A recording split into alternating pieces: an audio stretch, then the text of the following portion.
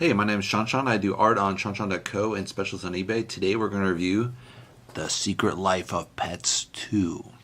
So this is the story. It's a continuation of Secret Life of Pets. There was actually a TV series as well. I haven't seen it. I only saw the movie Secret Life of Pets and then the second follow-up. So we're kind of following up. Max has this new dog. He's adjusted to the new dog.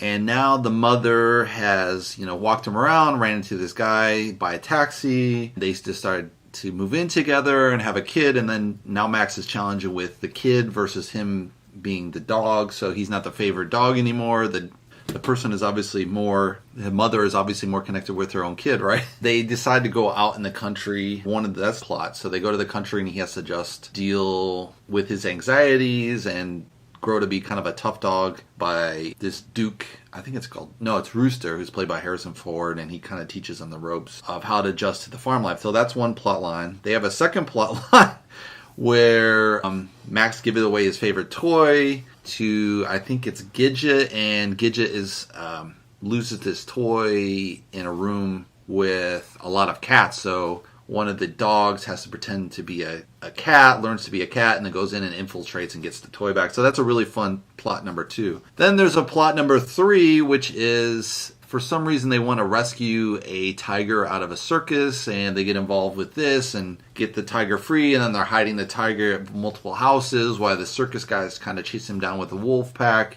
So it's kind of a bizarre 3 plot line story. I would have just had 1 plot line. Having 3 is just too many. So I think that just has a lot of stuff going on in the story, which kind of fills the paper, but I think they just went a little bit too deep. They could have gone a little bit more deeper in one of the plot lines and it would have worked well. Great character acting from the voice actors. You have Tiffany Haddish playing Daisy, which is super funny. Kevin Hart plays Snowball, the dog, I think, that pretends to be...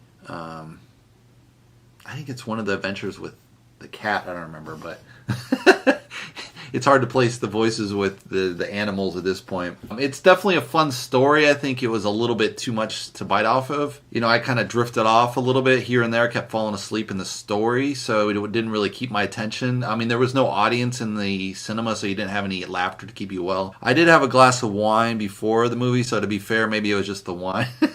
But it's never a good sign if the film's kind of putting you to sleep. Yeah, I think it is bit off more than they could chew with 3 plot lines. It is a short film. It's an hour and 26 minutes, so it's perfect kind of an hour and a half, not too long. For an animation film, they do seem shorter. Another thing they have with the effects, they kind of play with, they have this perfected hair on the dog and all that, which they perfected with all the CGI that's come out.